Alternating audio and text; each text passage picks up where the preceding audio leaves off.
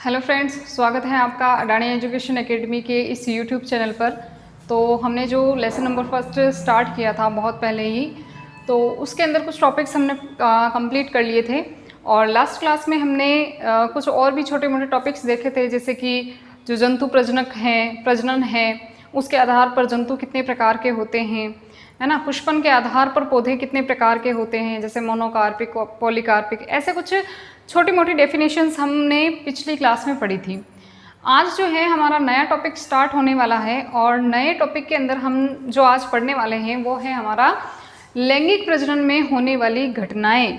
लैंगिक प्रजनन या लैंगिक जनन, प्रजनन और जनन दोनों ही एक ही बात है, कंफ्यूज ना हो इसके अंदर कि प्रजनन क्या होता है और जनन क्या होता है, बात एक ही है।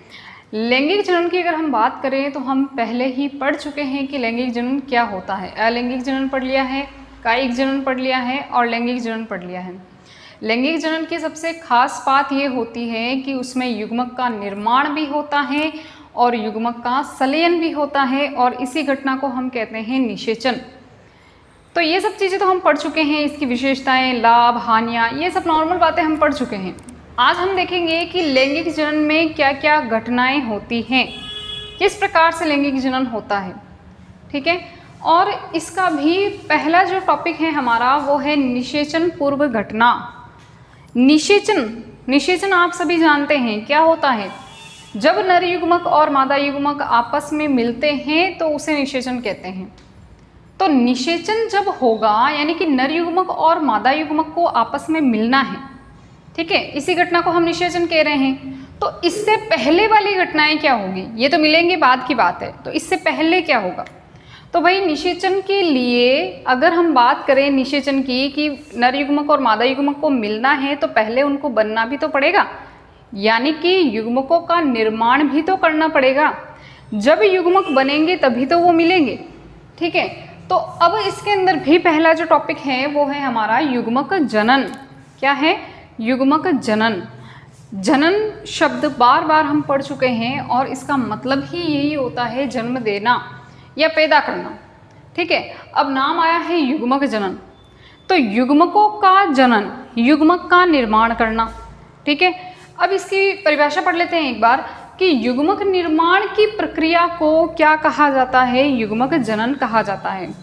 जो युग्मक बन रहे हैं, कैसे बन रहे हैं, किस प्रकार से बन रहे हैं, वो अलग बात है, लेकिन जो बनने की जो प्रक्रिया है उसी को हम क्या कहते हैं, युग्मक जनन कहते हैं। अब बहुत सारे बच्चों को कन्फ्यूज़न यहाँ पर ये होता है कि युग्मक क्या होते हैं। बार बार शब्द आता है युग्मक निर्माण, युग्मकों का संलयन, निषेचन वगैरह, ये सारी चीज़ें होती है, बट ये नहीं पता होता है कि युग्मक क्या होता है। युग्मक है क्या? युग्मक वह अगुणित जनन कोशिका है। अगुणित का मतलब आपको समझना है, पहली चीज़ तो ये उस दिन बताया था मैंने, एक शब्द आता है अगुणित, एक आता है द्विगुणित। अगुणित को हम एन टाइप भी बोलते हैं, एन भी कह सकते हैं कि ये एन टाइप कोशिका है या अगुणित है, इसको हम एन से दर्शाते हैं। और द्विगुणित को हम 2n से दर्शाते हैं। द्विगुणित और अगुणित। अगुणित का मतलब कि उसमें ऐसी कोशिका जिसमें गुणसूत्रों की संख्या आधी हो, ठीक है। गुणसूत्रों की संख्या क्या हो? आधी हो। जैसे कि अगर हम मनुष्य की बात करें तो एक कोशिका में 46 गुणसूत्र होते हैं। तो अगर हमें उस कोशिका को अगुणित बनाना है तो उसमें गुणसूत्रों की संख्या हमें आधी करनी पड़ेगी। तो 46 की आधी कितनी हो जाएगी? 23, ठीक है। तो 46 के आधे गुणसूत्र हो गए 23। अगर किसी कोशिका में 23 गुणसूत्र हैं, आधे गुणसूत्र हैं, तो उसे हम कहेंगे अगुणित कोशिका। आ रही बात समझ में? अब नेक्स्ट आता है 2n, इसे हम कहते हैं द्विगुणित। n को तो अगुणित, 2n को द्विगुणित। अब द्विगुणित है और 2 लग गया, इसका मतलब ये नहीं कि हमें डबल कर देना है। डबल का मतलब कि जो मेन जो गुणसूत्र होते हैं उसका डबल नहीं करना है, जो अगुणित है ना उसी का डबल करना है। यानी कि अगर अगुणित का मतलब आधे गुणसूत्र हैं तो 2n का मतलब बराबर होंगे। जैसे कि मनुष्य में अगुणित कोशिका में 23 गुणसूत्र होते हैं तो बराबर कितने होते हैं? 46। तो इसमें कितने हो जाएंगे? 46 गुणसूत्र हो जाएंगे। तो आ रही ना बात समझ में कि अगुणित और द्विगुणित किसे कहते हैं, ठीक है। तो पहली चीज तो हमें ये ध्यान रखनी है कि युग्मक जो है वो अगुणित जनन कोशिका है। अगुणित का मतलब समझ में आ गया होगा, गुणसूत्रों की संख्या आधी होती है। और क्यों होती है ये मैंने पिछली क्लास में बता दिया है कि होनी भी चाहिए, अगर नहीं होगी तो आगे जाके प्रॉब्लम हो जाएगी, आगे जाकर डबल से डबल के गुणसूत्र बन जाएंगे एक कोशिका में, जो कि पॉसिबल नहीं है। अब यहाँ पर लिख रखा है कि जनन कोशिका, क्यों है जनन कोशिका? क्योंकि इसी से ही नए जीव का निर्माण होने वाला है। यही प्रथम कोशिका होती है जिससे आगे जाकर नए जीव का निर्माण होना है, तो इसीलिए इसको जनन कोशिका भी कहते हैं। ठीक है, जो संतति के निर्माण में सहायक होती है। एक जो नया जीव बनने वाला है, एक जो नई संतति बनने वाली है, उसका अगर आपको निर्माण करना है, उसको बनाना है, तो वो किससे बनेगी? एक अगुणित कोशिका से, जिसे हम युग्मक कहते हैं। ठीक है, जैसे आपको अगर एक घर बनाना है तो उसकी सबसे छोटी इकाई कौन सी ले लेंगे हम? ईंट ले लो, पत्थर ले लो। ठीक है, तो उसी से पूरा घर बनेगा। तो यहाँ पर अगर जीव बनाना है तो युग्मक चाहिए, और वो युग्मक जनन कोशिका है, और वो कैसा है? अगुणित है। तो अगर आपसे अब कोई युग्मक पूछ लिया जाए, कि कोई पूछ ले, तो आप ये डेफिनेशन बता देना, रटना नहीं है, समझो इस चीज़ को। ठीक है, युग्मक कहाँ बनते हैं, युग्मक कितने प्रकार के होते हैं, ये हम आगे चर्चा करेंगे। अब अगर एग्जाम्पल की बात करूं कि जैसे युग्मक क्या होते हैं, चलो ठीक है, एक उदाहरण बता लेते हैं कि युग्मक क्या होते हैं। युग्मक की डेफिनेशन तो हमने पढ़ ली, लेकिन इसका कोई उदाहरण तो होगा, है बिल्कुल। अगर हम मनुष्य की बात करें तो अंडाणु और शुक्राणु दोनों ही युग्मक हैं। अंडाणु जो है वो मादा युग्मक होता है, और शुक्राणु जो है वो नर युग्मक होता है। जब ये आपस में मिलते हैं तो युग्मनज बनाते हैं, और आगे जाकर यही युग्मनज विकास करके एक भ्रूण का निर्माण करता है। ठीक है, तो युग्मक दो टाइप के हो गए, नर युग्मक और मादा युग्मक। नर के अंदर बनने वाला नर युग्मक, मादा के अंदर बनने वाला मादा युग्मक। यहाँ पर उदाहरण भी दे दिया है कि अंडाणु और शुक्राणु दोनों ही एक प्रकार के युग्मक हैं। ठीक है, या यूं भी कह सकते हो कि अगुणित जनन कोशिका है, जिसे हम युग्मक कहते हैं।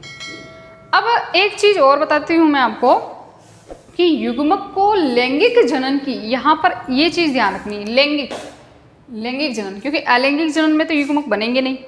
तो लैंगिक जनन की संरचनात्मक और क्रियात्मक इकाई कहते हैं। युग्मक को लैंगिक जनन की संरचनात्मक और क्रियात्मक इकाई कहा जाता है, क्योंकि इसी युग्मक से आगे जाकर एक नया जीव बनना है, एक नए जीव की संरचना बनानी है, और वो संरचना किस प्रकार से कार्य करेगी, क्या कार्य करेगी, जो भी कार्य होंगे वो सभी उसी जीव के अंदर होने वाले। तो इसी वजह से इसको लैंगिक जनन की संरचनात्मक और क्रियात्मक इकाई भी कहते हैं। ऐसे बहुत बार आपने पढ़ा होगा, जैसे कि अगर हम बात करें अपने शरीर की, कि मानव शरीर की क्रियात्मक संरचनात्मक इकाई कौन हो गई, तो कोशिका हो गई।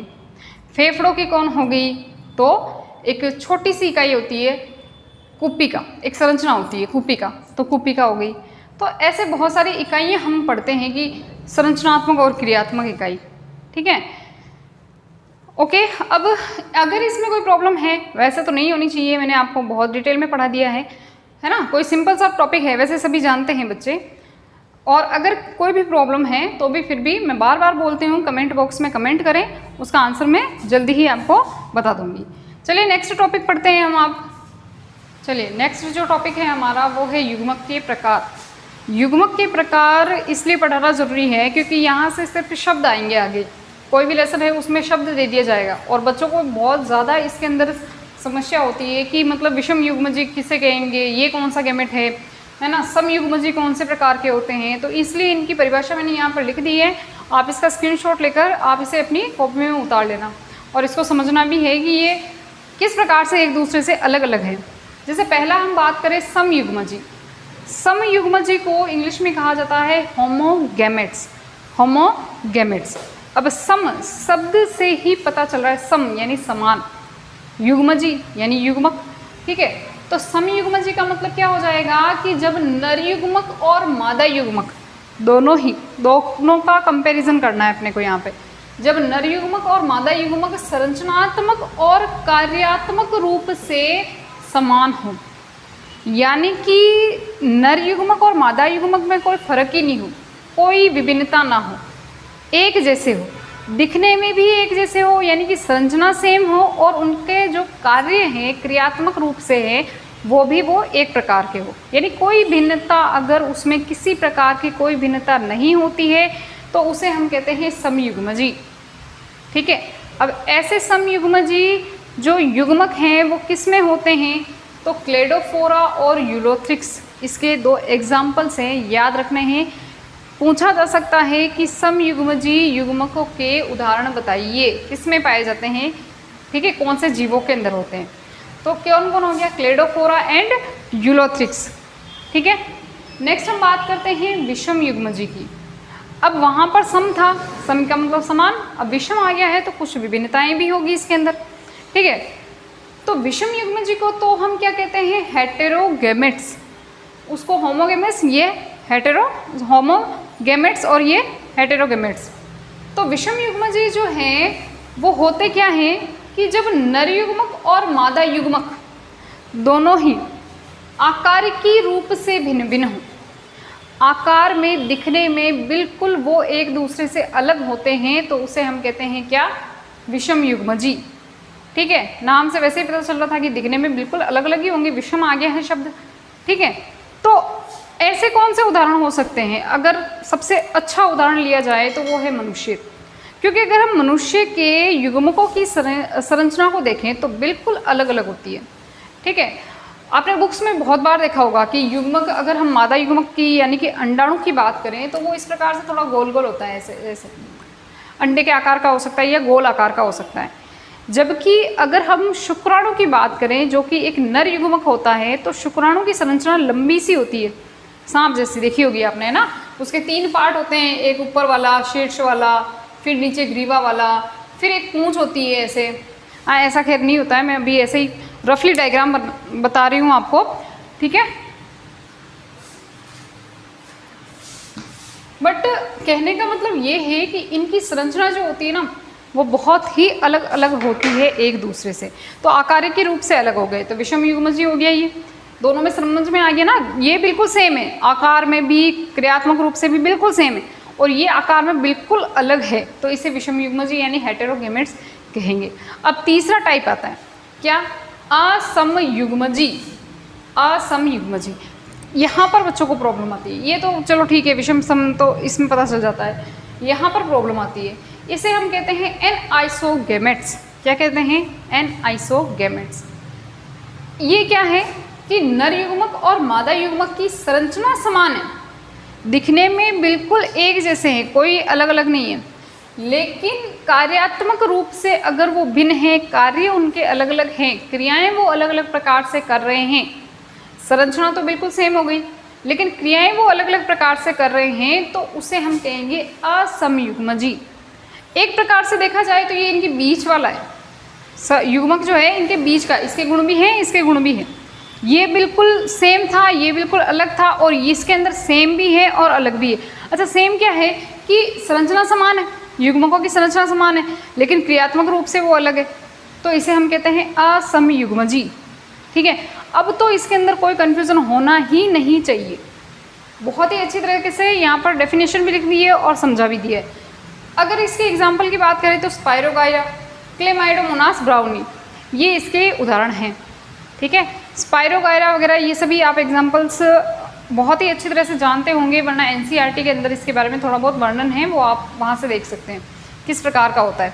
ठीक है, तो ये 3 प्रकार के हमारे युग्मक हो गए। अब यहाँ से क्या होता है कि बहुत बार जब हम प्लांट्स वाले चैप्टर पढ़ते हैं या कोई भी कुछ जीवों के बारे में भी पढ़ते हैं, तो यहाँ से क्या है ना कि शब्द उठ के आते हैं कि इनके अंदर समयुग्मजी प्रकार के युग्मक होते हैं, इनके अंदर विषम युग्मजी प्रकार के युग्मक होते हैं, इनमें ऐसे युग्मक होते हैं। अब समझ में आता नहीं कि ये होते क्या हैं, तो इसी वजह से यहाँ पर मैंने बता दिया है, और आपको इसका स्क्रीनशॉट लेना है और आपको इसको बुक कॉपी के अंदर उतारना भी है। ठीक है, चलिए स्क्रीनशॉट ले लीजिए इसका। चलिए नेक्स्ट टॉपिक है हमारा कि प्राणियों में लैंगिकता। ठीक है, अब उसका भी फर्स्ट टॉपिक है समथैलेसी। समथैलेसी जीव किसे कहते हैं, तो ऐसे जीव जिनमें युग्मक एक ही जनक द्वारा बनते हैं, यानी कि युग्मक जो है जितने भी प्रकार के हैं वो जनक उसके अंदर एक ही होगा, एक ही जनक द्वारा अगर युग्मकों का निर्माण हो रहा है तो उसे हम कहेंगे समथैलेसी। ठीक है, और अगर इसके उदाहरण की बात करें तो जैसे म्यूकर हो गया, राइजोपस हो गया, है ना। तो म्यूकर और राइजोपस के अंदर एक ही जनक होता है और उसी जनक द्वारा नर युग्मक या मादा युग्मक जो भी जितने भी प्रकार के युग्मक होते हैं वो बनते हैं। विषम थैलेसी की अगर हम बात करें, सेकंड जो टॉपिक है हमारा विषम थैलेसी, इसी का दूसरा प्रकार है कि जीव, ऐसे जीव जिनमें युग्मक भिन्न भिन्न जनकों द्वारा बनते हैं। जनक इसमें अलग अलग होंगे, ठीक है, अलग नर जनक अलग हो गया, मादा अलग हो गई। तो इनमें अगर अलग अलग जनकों के द्वारा अगर उनमें युग्मकों का निर्माण हो रहा है तो उसे हम कहेंगे विषम थैलेसी। अच्छा, नाम ये बहुत अजीब अजीब लगते हैं कि सम थैलेसी पता नहीं क्या होगा, विषम थैलेसी पता नहीं क्या होगा, बहुत ही भयानक से लगते हैं, लेकिन इनकी डेफिनेशन जो है और इनको समझना जो है वो बहुत ही आसान है, ठीक है ना। तो डरना नहीं है इन चीज़ों से, ये छोटी छोटी सी परिभाषाएं ही अपने को ज़्यादा परेशान करती है। अब इसके अगर एग्जाम्पल की बात करें तो जैसे मानव हो गया, गाय हो गया, बकरी हो गया। भाई मानव तो सबसे अच्छा और सिंपल सा उदाहरण है, क्योंकि मानव के अंदर भी मानव दो प्रकार के होते हैं, एक तो लड़कियां होती है, एक लड़के होते हैं, नर होता है, एक मादा होती है। तो नर जो युग्मक बनाएगा वो अलग होगा, मादा युग्मक अलग बनाएगी। तो इनमें दोनों ही जनक क्या हो गए, अलग अलग हो गए ना। एक जनक ऐसा थोड़ी है कि सिर्फ नर ही बनाएगा या सिर्फ मादा ही बनाएगी, ठीक है। तो इसे हम क्या कह देंगे, विषम थैलेसी। अब कुछ और परिभाषाएं आती है, जैसे कि एक लिंगी और द्विलिंगी प्राणी क्या होते हैं, एक लिंगी जीव क्या होते हैं, द्विलिंगी क्या होते हैं। बहुत ज़्यादा परेशान हो जाते हैं बच्चे यहाँ पर कि एक लिंगी मतलब कि ऐसा समझते हैं कि जो जननांग होंगे वो एक ही आदमी के अंदर होंगे। ऐसा नहीं है, देखो इसको समझो इस चीज़ को। एक लिंगी का मतलब क्या होता है कि नर व मादा जननांग अलग अलग जनकों में होते हैं। नर के अंदर नर जननांग होगा, मादा के अंदर मादा जननांग होगा, मतलब जननांग जो होंगे वो अलग अलग होंगे, ठीक है। तो उसे हम कहेंगे एक लिंगी। अब एक शब्द का मतलब यहाँ पर ये मत समझना एक लिंगी मतलब एक में ही दोनों ही प्रकार के जननांग होंगे, ऐसा नहीं है। एक लिंगी मतलब कि एक मनुष्य में एक लिंग, एक कोई भी नर है तो उसमें नर लिंग और मादा है तो उसमें मादा वाला लिंग, ठीक है ना। तो इसी को अपन कहेंगे एक लिंगी। सबसे अच्छा उदाहरण मानव है, बंदर हो गया। जैसे मानव के अंदर नर अलग है तो नर के अंदर उसका जननांग अलग होगा, मादा है तो मादा जननांग अलग होगा, ठीक है। बंदर है, खजूर है, मार्केंशिया है, अभी मार्केंशिया का उदाहरण पढ़ेंगे अपन, ठीक है। नेक्स्ट आता है द्विलिंगी। द्वि यानी कि दो, लिंगी यानी कि लिंग, जननांग, दोनों जननांग जब एक ही किसी भी जीव के अंदर उपस्थित हो, एक ही जीव के अंदर उपस्थित हो तो उसे अपन कहते हैं द्विलिंगी। नर व मादा जननांग एक ही जनक में, कोई भी एक जीव है, कोई भी एक जनक है, उसी में दोनों अगर जननांग उपस्थित हैं तो उसे हम कहेंगे द्विलिंगी। जैसे अगर हम उदाहरण की बात करें तो धतूरा हो गया, मक्का, केंचुआ, कारा, ये सब हो गया, ठीक है। अब यहाँ पर जैसे अपन एग्जाम्पल की बात करें तो मैंने यहाँ पर कुछ डायग्राम बनाया है, जैसे इसको हम कहते हैं मार्केंशिया। हाँ, ये इंपॉर्टेंट है। मार्केंशिया में आपको किस प्रकार से क्वेश्चन बन सकते हैं वो बताऊँगी मैं आपको, ठीक है। बहुत बहुत ज़्यादा इंपॉर्टेंट है ये मार्केंशिया है। ये इसका नर थैलेस है, ये इसका मादा थैलेस है और ये इसका नर थैलेस है, ठीक है। मादा जो है, अब इसमें मादा वाला जननांग होगा, क्योंकि अभी अभी पढ़ने पड़ा था कि एक लिंगी का उदाहरण हमने मार्केंशिया पढ़ा है। तो मार्केंशिया एक लिंगी जीव है, एक लिंगी पादप है, एक छोटा सा पादप है, ठीक है। तो उसमें एक ही जननांग जो है वो एक ही जीव के अंदर उपस्थित होगा, एक ही जीव के अंदर एक ही जननांग उपस्थित होगा।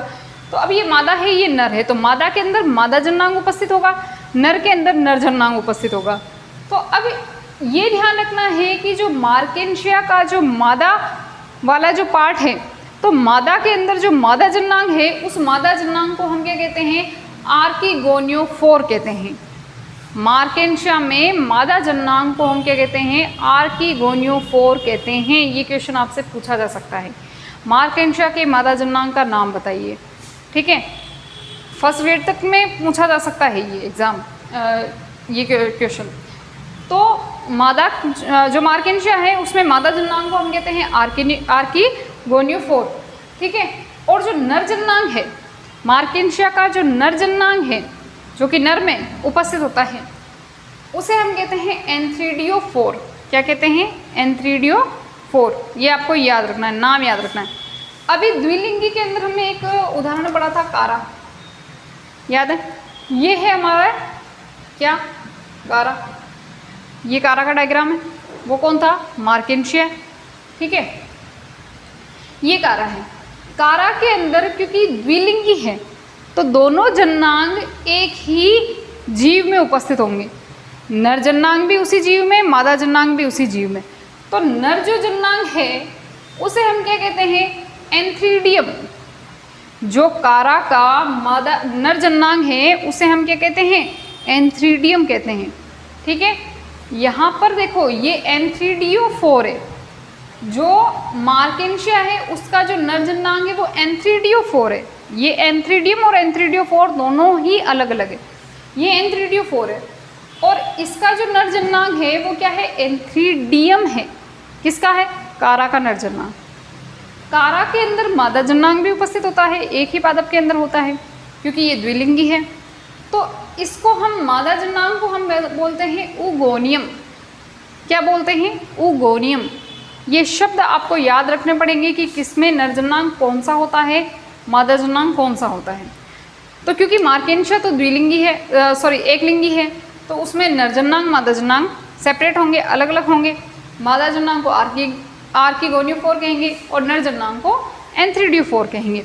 ठीक है, अच्छा उसके दोनों के पीछे 4 लगा देना। 4 नाम आ जाए तो मतलब वो मार्केंशिया वाले।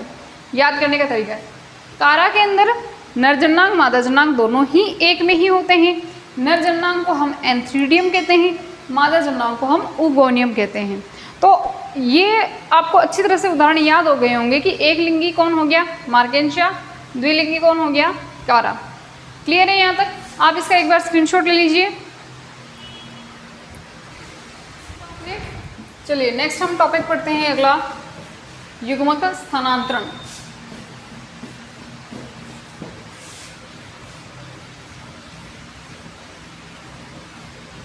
पहला हमारा था युग्मक निर्माण। युग्मक निर्माण हमने कर लिया था। अब आएगा अपना टॉपिक युग्मक स्थानांतरण।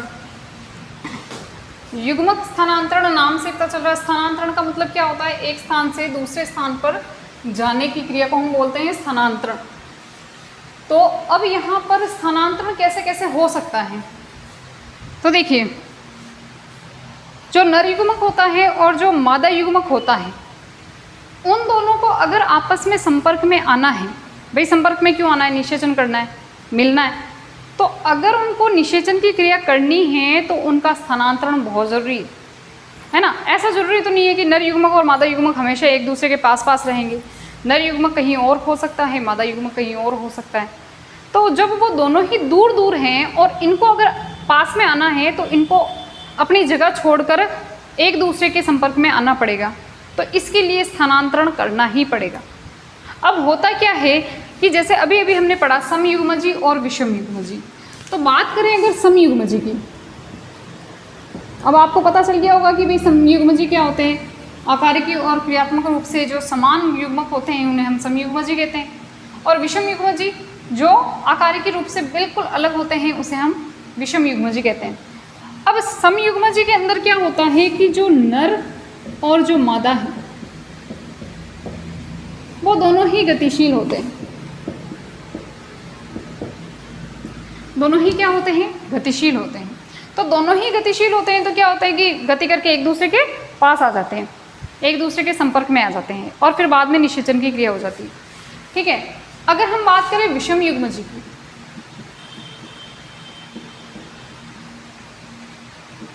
तो इसके अंदर नर जो होता है वो क्या होता है, छोटा होता है।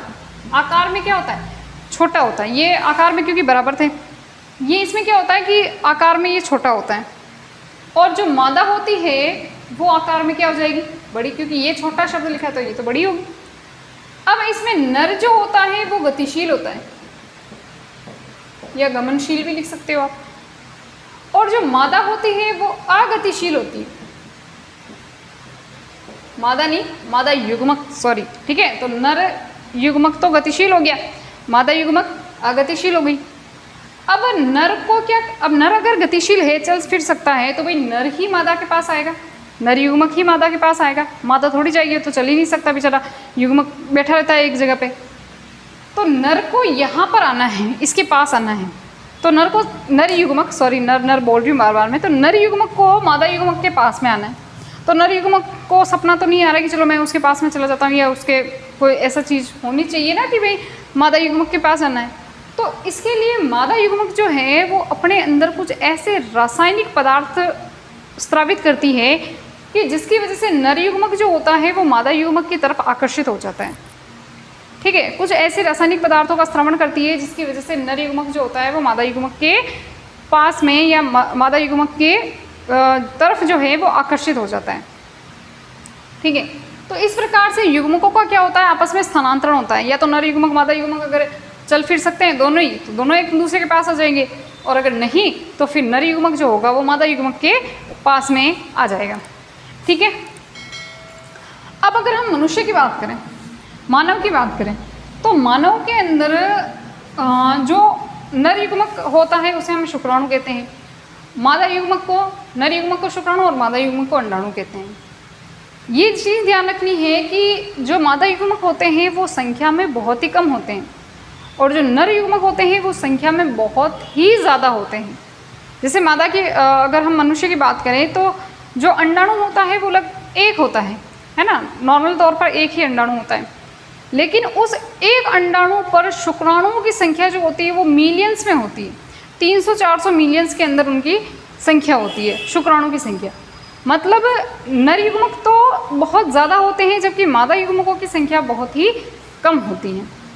अब हम बात करें अगर पुष्पों की, भाई पुष्पों के अंदर जो युग्मक बनते हैं, पुष्पों के अंदर भी एक तो नर जननांग होता है, एक मादा जननांग होता है। नर जननांग को हम कहते हैं पुंकेसर और मादा जननांग को हम स्त्रीकेसर या जायांग कहते हैं। ठीक है, पुंकेसर की जो संरचना होती है इसकी हम थोड़ी सी बात कर लेते हैं, आज आगे पढ़ेंगे इसको फिर पूरा डिटेल में।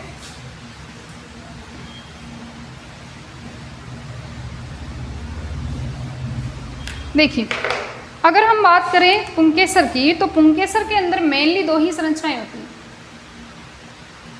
ये पुंकेसर है, इसे हम कहते हैं पूतंतु और इसे हम क्या कहते हैं, परागकोश। एक संरचना और इसके बीच में ये वाली जो संरचना होती है इसे हम योजी कहते हैं, जो परागकोश की दोनों पालियों को जोड़ने का काम करती है। ये तो कौन हो गया, पुंकेसर।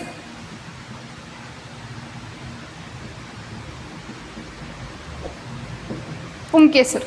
अगर हम स्त्री केसर या मादा जननांग की बात करें तो इसकी संरचना कुछ इस प्रकार से होती है।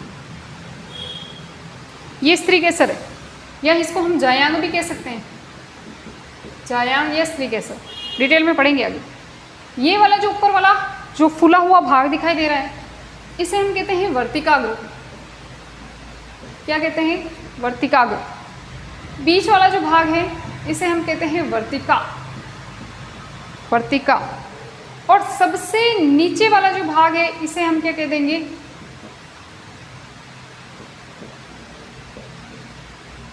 अंडाशय।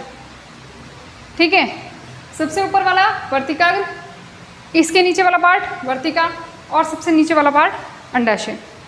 ठीक है, अब यहाँ पर होता क्या है कि परागकोश के अंदर परागकण, यहाँ पर कुछ पालियाँ पाई जाती है, परागधानी बोलते हैं इससे।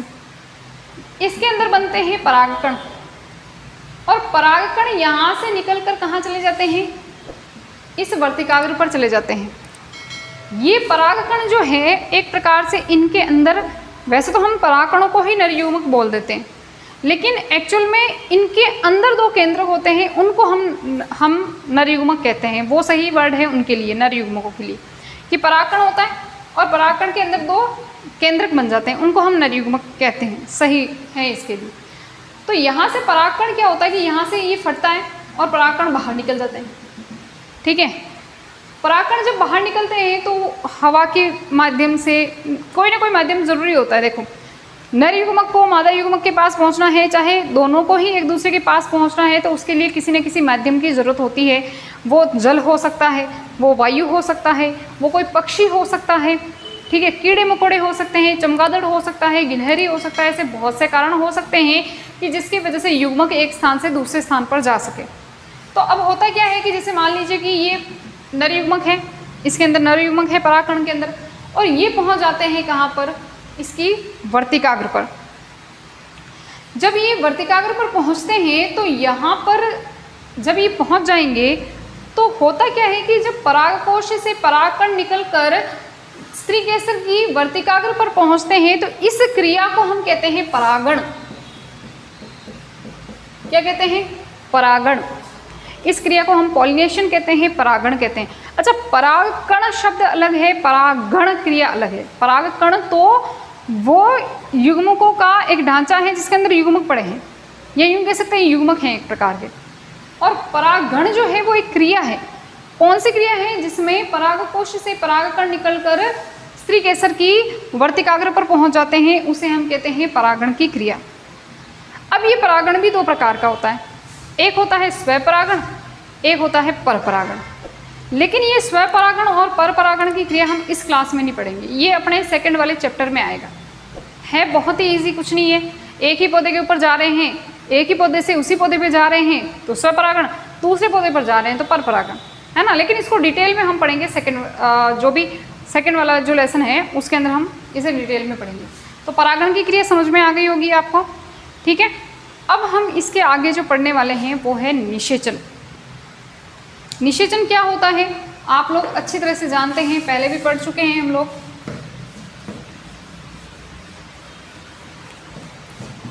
और इसको डिटेल में पढ़ लेते हैं, कितने प्रकार का होता है, किन किन में कौन कौन सा निषेचन होता है।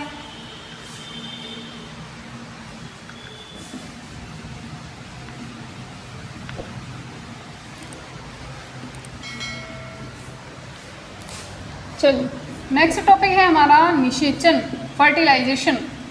निषेचन किसे कहेंगे?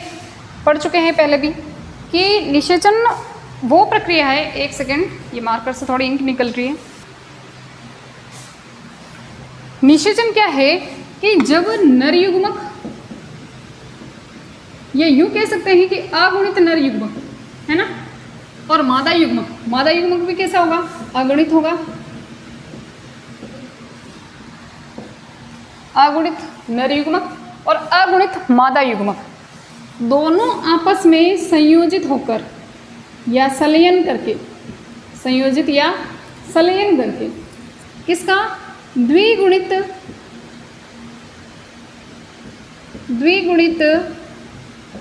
युग्मनज, द्विगुणित युग्मनज का अगर निर्माण करते हैं तो इसे हम क्या कहते हैं? निषेचन कहते हैं। जब अगुणित नर युग्मक और अगुणित मादा युग्मक दोनों ही संलयित होकर या संयोग करके या मिलकर द्विगुणित युग्मनज का निर्माण करते हैं तो इसी को हम क्या कहते हैं? निषेचन कहते हैं। इसी प्रक्रिया को हम क्या कहेंगे? निषेचन कहेंगे। दोनों मिल रहे हैं आपस में, दोनों मिलकर एक हो रहे हैं, इसी को हम निषेचन कह रहे हैं। अब निषेचन यहाँ पर दो टाइप का होता है। कितने टाइप का होता है? दो टाइप का होता है। पहला होता है बाह्य निषेचन,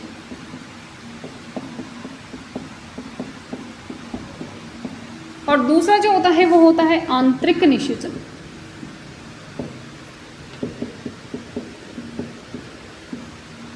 एक तो होता है बाह्य निषेचन, एक होता है आंतरिक निषेचन। सबसे पहले बात करते हैं अपन बाह्य निषेचन की। बाह्य यानी बाहर। अब बाहर कहाँ पे? जब निषेचन की क्रिया मादा शरीर के या किसी भी जनक के शरीर के बाहर हो तो उसे अपन कहते हैं बाह्य निषेचन। सबसे अच्छा उदाहरण देती हूँ आपको मेंढक का। किसी भी तालाब के अंदर जब, वैसे तो मेंढक जो है निषेचन की क्रिया अपनी जल के अंदर ही करते हैं, क्योंकि सूखे में तो वो करेंगे नहीं। सूखे में करेंगे तो अंडाणु शुक्राणु सूख जाएंगे और पहली चीज़ तो वो गमन ही नहीं कर पाएंगे, एक दूसरे के पास ही कैसे आएंगे। ऐसा तो नहीं कि शुक्राणु के हाथ पाँव में जो, चलो ये उसका जो भी नर युग्मक है उसके हाथ पाँव में तो वो चला जाएगा, ऐसा नहीं हो सकता ना। ये कोई भी तालाब है, तालाब के अंदर जल भरा हुआ है, यहाँ पानी भरा हुआ है। यहाँ पर क्या होगा कि जो नर मेंढक जो होगा, नर मेंढक, वो अपने बहुत सारे शुक्राणुओं को पानी में छोड़ देगा, बहुत सारे शुक्राणुओं को, अपने बहुत सारे नर युग्मकों को पानी में छोड़ देगा। और यहाँ पर जो मादा होगी वो भी अपने अंडाणु को क्या करेगी? पानी में छोड़ देगी, ठीक है। अब ये पानी के अंदर ही, जब पानी तो गतिशील ही होता है तो ये क्या करेंगे कि उसी के, हाँ वैसे नर युग्मक गतिशील होता है तो ये पानी के माध्यम से वहाँ पर चला जाएगा, तो ये चला जाता है मादा युग्मक के पास में और दोनों आपस में निषेचन कर देते हैं। तो ये तो इनके अंदर तो सिर्फ युग्मकों का निर्माण हुआ, युग्मकों के निषेचन की प्रक्रिया होगी वो जल के अंदर यानी कि शरीर से बाहर होगी, तो इसीलिए इसको बाह्य निषेचन कहा जाता है। ठीक है, अब बाह्य निषेचन के हानि क्या क्या है? पहली चीज़ तो ये कि बाह्य निषेचन एक संयोगवश ही होगा। ये शुक्राणु और अंडाणु मिल भी सकते हैं और नहीं भी मिल सकते हैं, क्योंकि तालाब के अंदर सिर्फ मेंढक तो रहते नहीं है, इनके अलावा भी बहुत सारे जीव रहते हैं। किसी बड़े जीव ने अगर इनका शुक्राणुओं को खा लिया या अंडाणुओं को खा लिया, युग्मकों को खा लिया, तो फिर निषेचन नहीं हो पाएगा। बाई चांस अगर निषेचन हो भी जाए, संयोगवश हो भी गया, चलो ठीक है, फिर भी जब इनकी लार्वा अवस्था होती है तब भी कोई जीव इनको खा सकता है, या जब एडल्ट में आ जाते हैं, वयस्क हो जाते हैं, तो भी इनको जीव खा सकता है। जब ह्यूमनस बन जाता है तब भी इनको जीव खा सकता है। तो बहुत सारी हानियां हैं बाह्य निषेचन की। अब मैंने उदाहरण आपको बता ही दिया है, मेंढक हो गया इसका उदाहरण, है ना, और भी बहुत सारे इसके एग्जाम्पल्स हो सकते हैं। मछली हो सकती है क्योंकि वो जल में रहती है, तो ऐसे इसके कुछ एग्जाम्पल्स हो सकते हैं। अब बात करते हैं अपन आंतरिक निषेचन की। आंतरिक निषेचन का मतलब क्या हो गया? अब वो बाह्य निषेचन यानी शरीर के बाहर हो रहा था, तो ये आंतरिक निषेचन शरीर के अंदर होगा। अब शरीर के अंदर कैसे? मनुष्य की बात करते हैं तो नर और मादा दोनों अलग अलग होते हैं। नर के अंदर उसका पूरा गर्भाशय होता है, मादा के अंदर गर्भाशय होती है मादा के शरीर के अंदर, मादा जन्नांग के ऊपर, मादा जन्नांग के रूप में, और नर के अंदर भी उसका एक अपना ही सेल्फ जन्नांग होता है। ठीक है, अब नर जन्नांग जो है उसमें शुक्राणु बनते हैं और मादा जन्नांग में अंडाणु बनते हैं। तो शुक्राणु होते हैं गतिशील क्योंकि उनमें पूंछ पाई जाती है, माइटोकॉन्ड्रिया उनको ऊर्जा देते हैं और वो गतिशील होते हैं। तो गति करके वो कहाँ चले जाएंगे? मादा शरीर के अंदर चले जाएंगे, उनकी योनि से होते हुए उसके गर्भाशय तक पहुँच जाएंगे, और गर्भाशय से भी आगे फिर फॉलोपियन ट्यूब में इनमें पहुँच जाएंगे वो। तो क्या होता है कि नर जो शुक्राणु होते हैं वो मादा अंडाणु के पास में पहुँच जाते हैं और वो दोनों आपस में निषेचित हो जाते हैं। तो ये जो क्रिया हुई, आंतरिक निषेचन वाली जो क्रिया हुई, वो हुई कहाँ पे? निषेचन की क्रिया कहाँ पे हुई? मादा के शरीर के अंदर हुई, बाहर नहीं हुई। ठीक है, अब इसका फायदा क्या है कि एक तो निषेचन होने के बाद में इसको हानि पहुंचने की संभावना कम होती है। हाँ, अगर शरीर के अंदर ही कोई प्रॉब्लम हो जाए तो वो बात अलग है, लेकिन ऐसा तो नहीं है कि कोई भी जीव जो है आकर और उस युग्मकों को खा लेगा या युग्मनज को खा लेगा, ऐसा तो होगा नहीं, या भ्रूण को खा लेगा। शरीर के अंदर किसी प्रॉब्लम, हार्मोनल प्रॉब्लम या ऐसी बहुत सारी प्रॉब्लम होती है जिसकी वजह से वो निषेचित नहीं हो पाएंगे, या निषेचन की क्रिया नहीं हो पाएगी, या निषेचन के आगे वाली क्रियाएं नहीं हो पाएगी। ठीक है, लेकिन फिर भी बाह्य निषेचन से बेटर है आंतरिक निषेचन, जो कि शरीर के अंदर हो रहा है, तो हानि होने की संभावना बहुत ही कम होती है। अब उदाहरण मैंने बता ही दिया है आंतरिक निषेचन का। उभयचर हो गए, कुछ मनुष्य तो हो ही गए, ठीक है, सरीसृप हो गए, तो ये कुछ उदाहरण हो गए आंतरिक निषेचन के।